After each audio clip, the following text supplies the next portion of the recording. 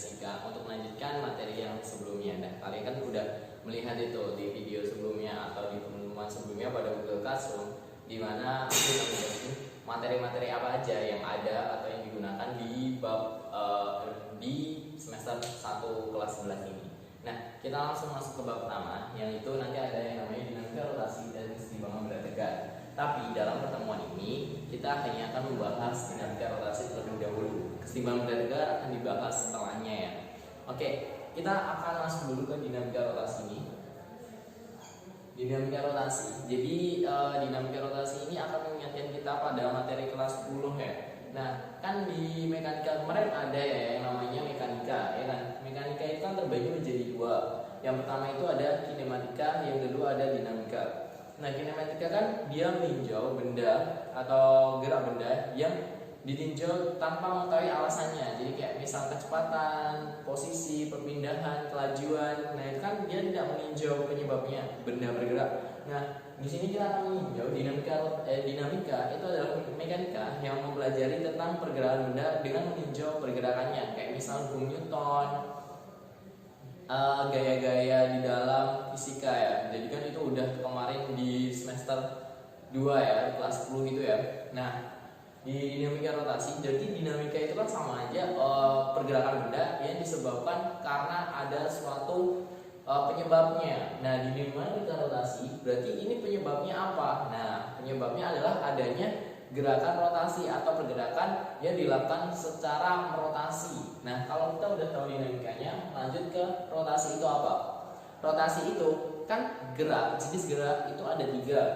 Jenis gerak itu kan ada 3. Yang pertama itu ada yang namanya translasi, ini sebenarnya udah translasi, ada rotasi, dan juga ada vibrasi. Nah, di ketiganya ini ada perbedaannya. Translasi itu kalau misal dia itu lintasannya lurus. Jadi translasi itu pergerakan benda yang berdasarkan dengan lintasan yang lurus. Kayak misal apa?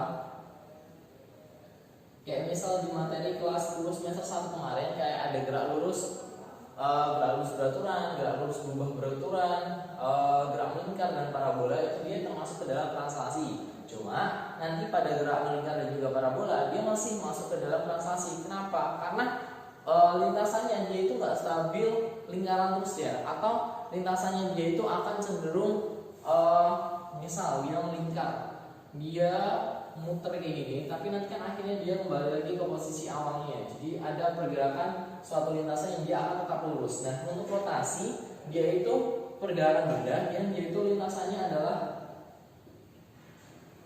lingkaran ya, atau dia terus menerus melingkar. Jadi yang terjadi pada pergerakan rotasi dia itu terus menerus melingkar. Beda kalau melingkar, gerak melingkar tadi ya. Kalau rotasi itu dia terus menerus kayak gini. Nah, dia stabil di sini.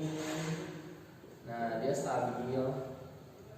Sekitar ini sebenarnya hampir sama kayak gerak melingkar. Nanti bahkan untuk beberapa kecepatan yang digunakan pun kecepatan pada gerak melingkar. Cuma gerak melingkar itu kan nanti dia pada akhirnya dia akan kembali kepada lintasan yang lurus. Cuma di gerak rotasi dia akan terus stabil pada geraknya atau lintasannya yang melingkar. Nah, kalau vibrasi itu adalah gerak yang dia itu posisinya atau lintasannya itu berubah-berubah kayak berbentuk gelombang-gelombang kayak gitu. Jadi bisa nanti dia itu naik turun dan seterusnya. Nah, tapi tidak lurus ya, ini hanya untuk seterusnya. Vibrasi itu artinya getaran.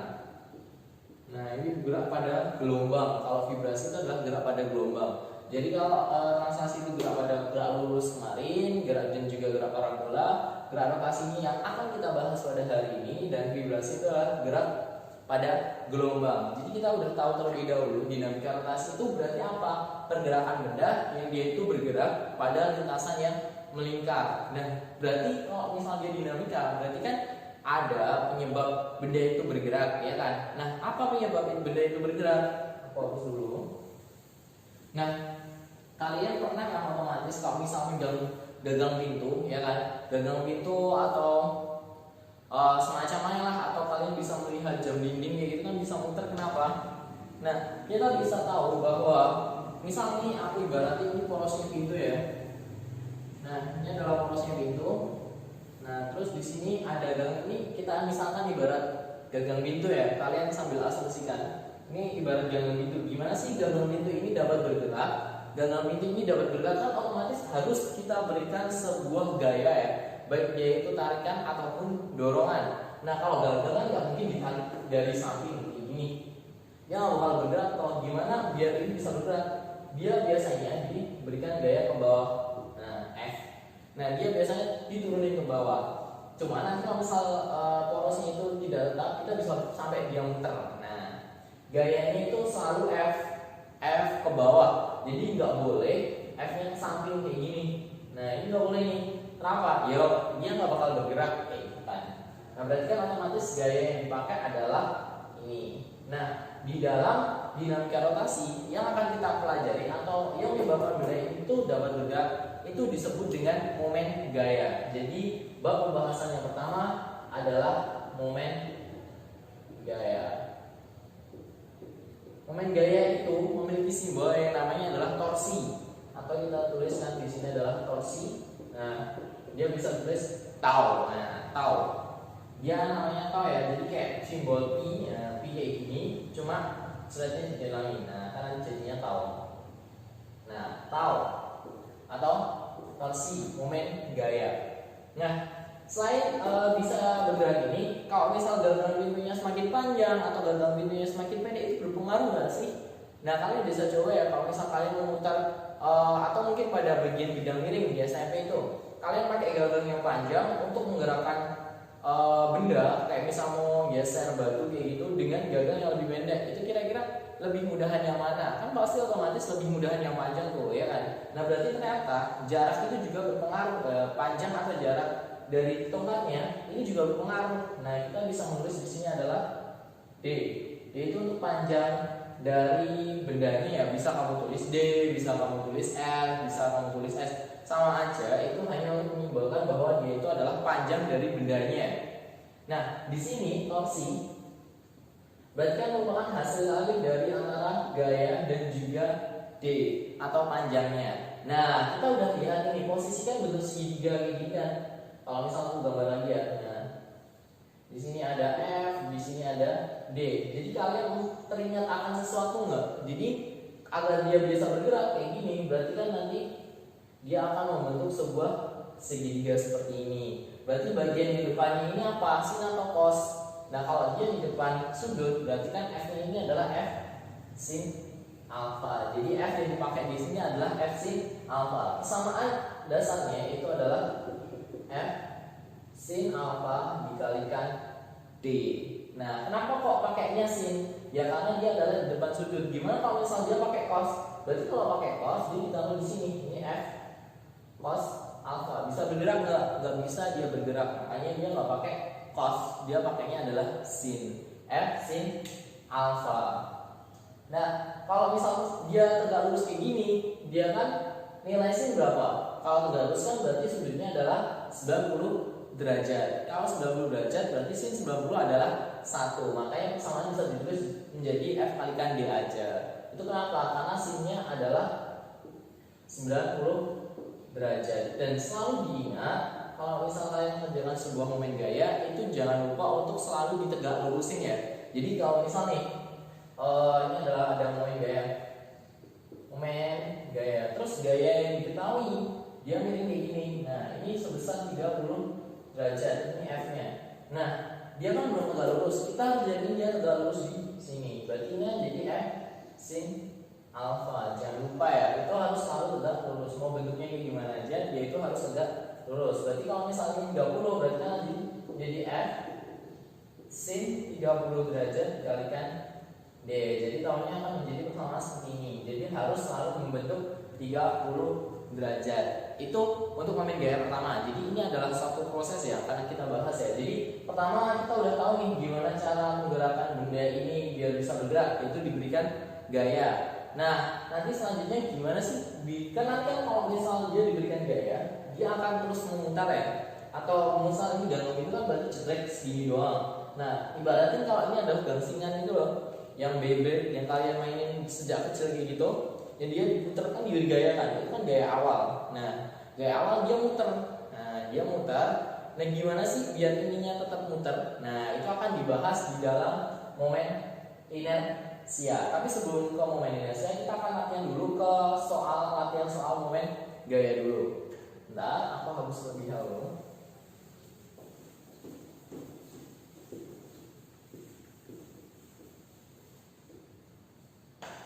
Nah, di momen gaya ini contoh latihannya seperti apa? Contoh latihannya simple ya. Misal ini kita berikan gaya, misal F sama dengan 20 Newton. Panjang ini berapa? Kita ibaratin 2 meter. Nah, ini momen gaya ini termasuk vektor atau skalar. Nah, karena dia tuh memiliki arah ya ke bawah, berarti kan dia vektor. Berarti otomatis kalau memiliki vektor, dia itu ada yang nanti plus atau minusnya itu harus ada.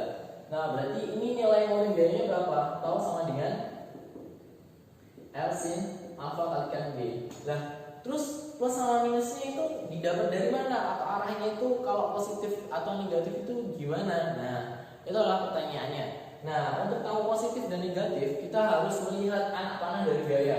Nah, anak panah dari gaya, kalau dia searah jarum jam, maka dia positif. Nah, ini kan dia searah jarum jam ke bawah. Nah, dia menjadi positif, maka F-nya tetap positif. Berarti tau sama dengan 20. Ini tetap ya, kalikan B-nya adalah 2. Berarti tau-nya sama dengan 40. Satunya apa? Ini gaya dan juga meter. Dan satunya Newton meter. Kita misal ambil contoh nih di sini. Di sini ada gaya. Di sini 20 Newton sama kayak itu. Di sini 2 meter. Nah, di sini ada gaya ke atas sebesar 10 Newton. Di sini adalah 1 meter. Nah, ini ada 2 kan. Ingat ya, ini tuh ditinjau dari porosnya. Porosnya ada di mana? Yang menentukan dia nanti akan positif atau negatif. Nah, ini kan udah posisinya kayak gini. Berarti ini menjadi ada 2 gaya yang bekerja. Maka nanti muncul yang namanya resultan gaya.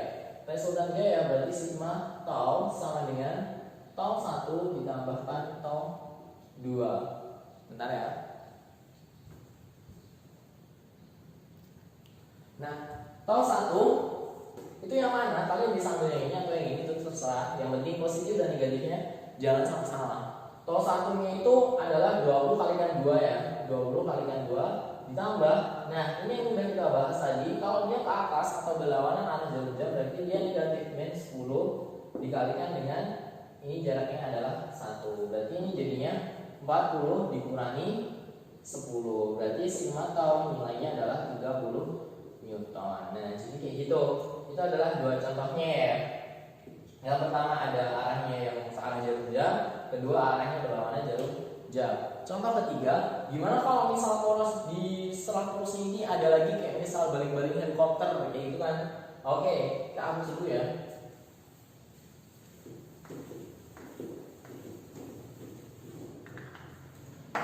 Misal kayak macam baling-baling helikopter. Nah, ini kan panjang.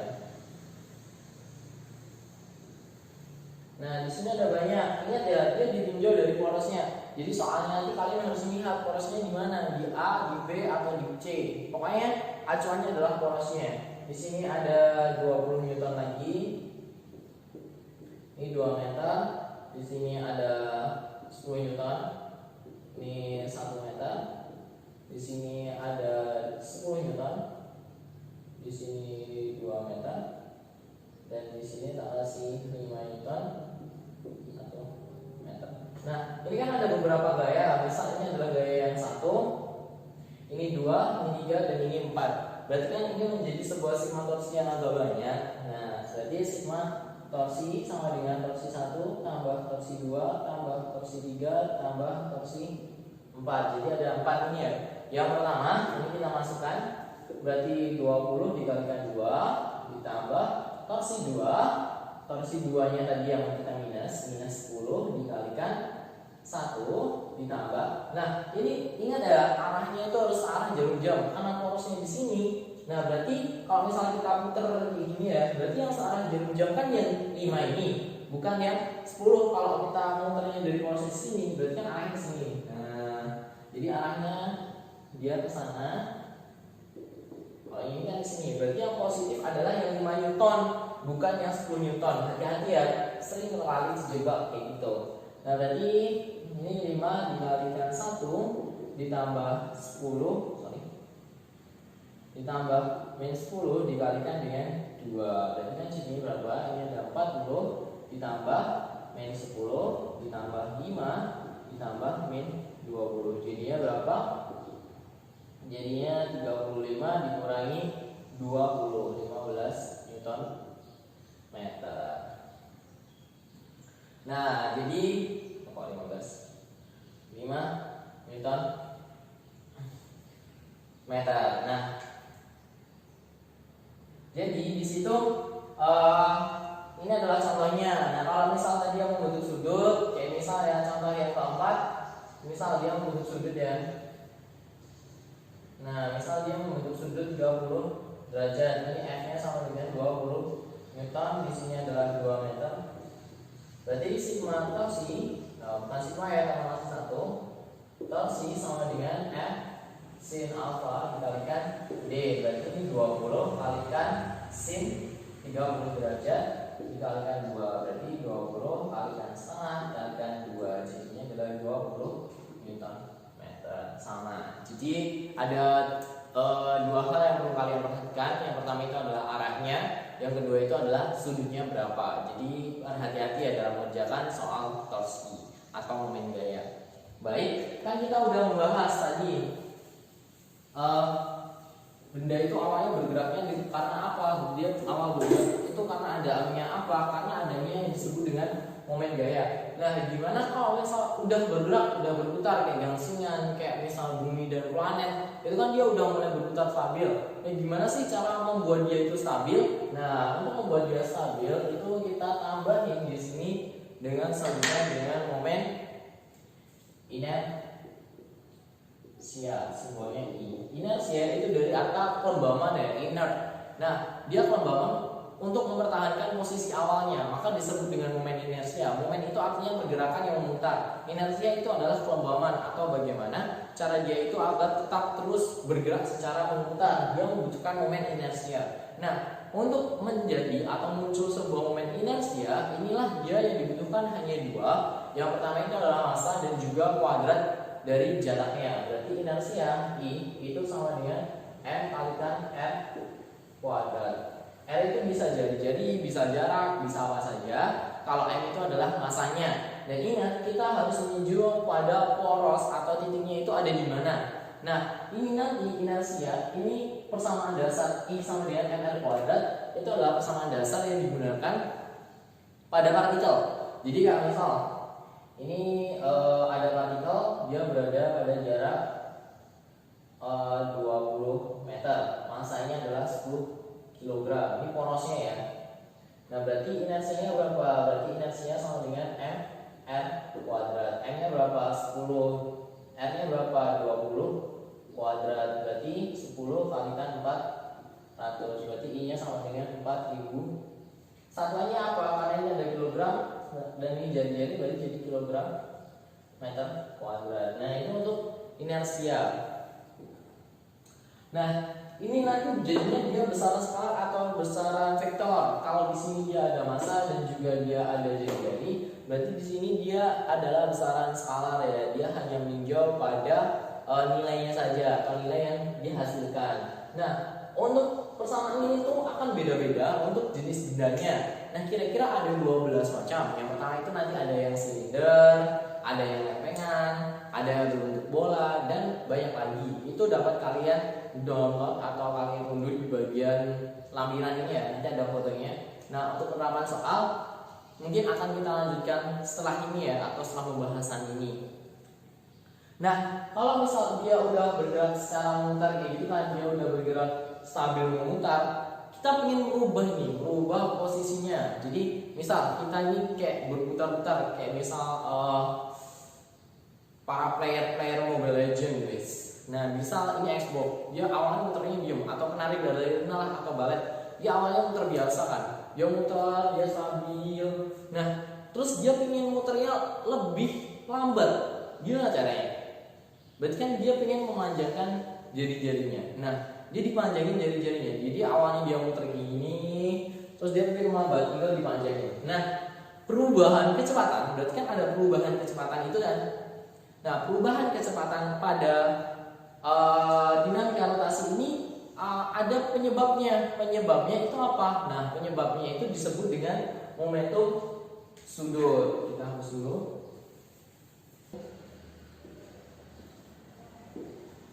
Sudut.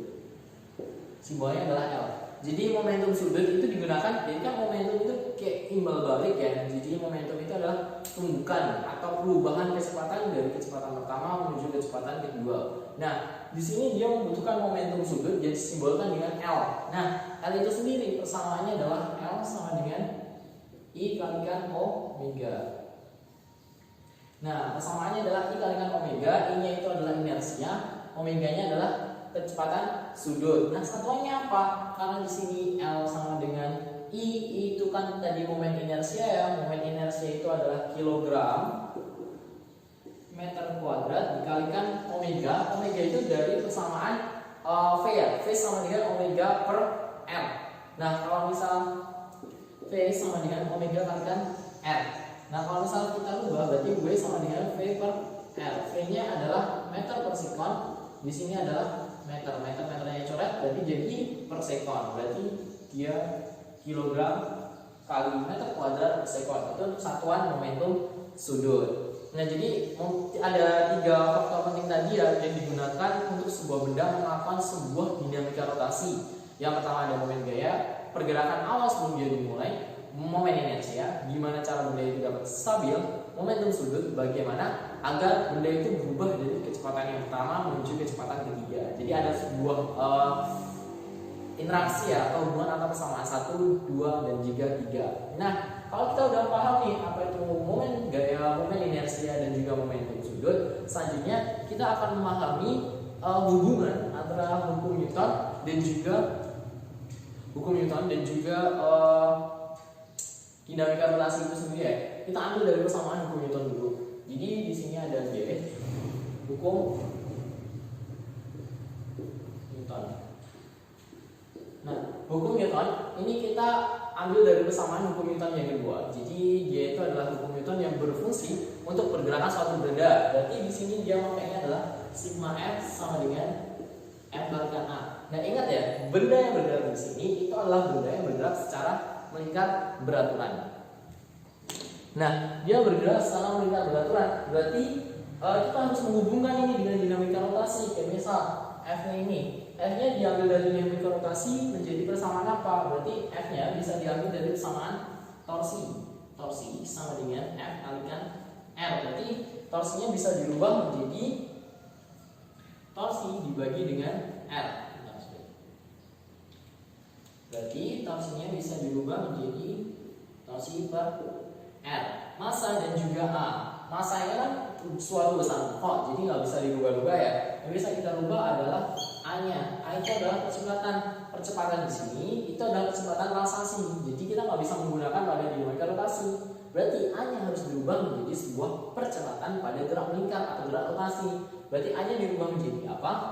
A-nya dirubah menjadi alfa kalikan R sama dengan gerak melingkar. Nah, kan aku udah bilang di awal tadi bahwa nanti persamaannya masih menggunakan persamaan gerak melingkar.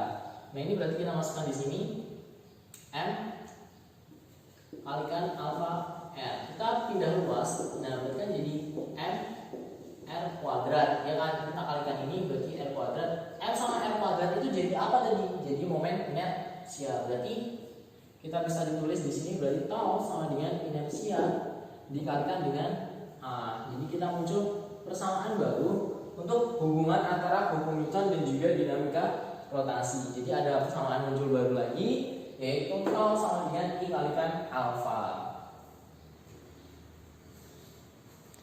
Nah, kalau udah di sini tadi hukum Newton, kita selanjutnya ke materi yang terakhir, yaitu kalau misal dia bergerak, kayak misal pada gerak translasi dulu. Kalau nanti gerak translasi atau pada energi itu loh. Nah, energi kan cuma benda jatuh, kita hitung. Kalau nggak benda menggelinding kayak gitu hitung. Nah, gimana kalau misal benda yang menggelinding itu adalah silinder atau bola? Dia kan menggelinding dari bawah dari atas ke bawah.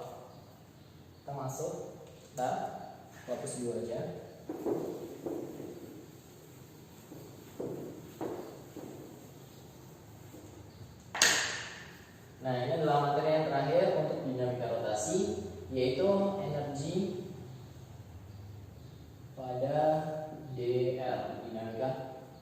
rotasi. Nah, ini kayak misal gerak ya. Ya, jadi kayak kasir. Nah, dia kan bergerak dari sini sampai ke bawah nanti, ya kan? Nah, bergeraknya untuk pada gerak benda kayak misal bola, kelereng, spidol, gitu ya, tabung ini. Dia kan bergeraknya nggak cuma ke bawah gini. Kalau dia ke bawah gini doang, dia itu adalah translasi. Itu kalau misal ke bawah doang. Ternyata selain ada ke bawah, dia ada berputar ya. Nah, berputar itu nanti yang disebut dengan rotasi. Jadi ada dua pergerakan yang akan terjadi pada sebuah benda. Nah, pergerakan ini nanti berarti peninjauannya terhadap apa? Terhadap energi kinetiknya.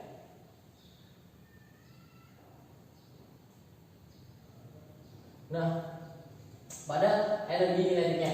Nah, kalau misal energi potensialnya bagaimana? Energi potensialnya kan EP cuma sama dengan EP sama dengan mGh. Di sini ada nggak besaran yang bakal mempengaruhi atau perbedaan antara dinamika rotasi dan juga translasi? Kan nggak ada. Jadi EP sama dengan mGh ini nggak ada masalah sama sekali. Yang akan menjadi masalah pada EK. EK itu kan sama dengan setengah mv kuadrat dan V itu mempengaruhi kecepatan. Dia bergerak secara translasi dan juga rotasi. Berarti sebuah benda yang dia itu mengalami gerak rotasi dan juga translasi, maka energi kinetiknya ada dua. Yang pertama adalah energi kinetik secara rotasi dan yang kedua adalah energi kinetik secara translasi. Ada dua. Nah, ini untuk yang energi translasi kita bisa pakai ini setengah mv kuadrat. Cuma untuk yang rotasi V-nya itu bisa dirubah.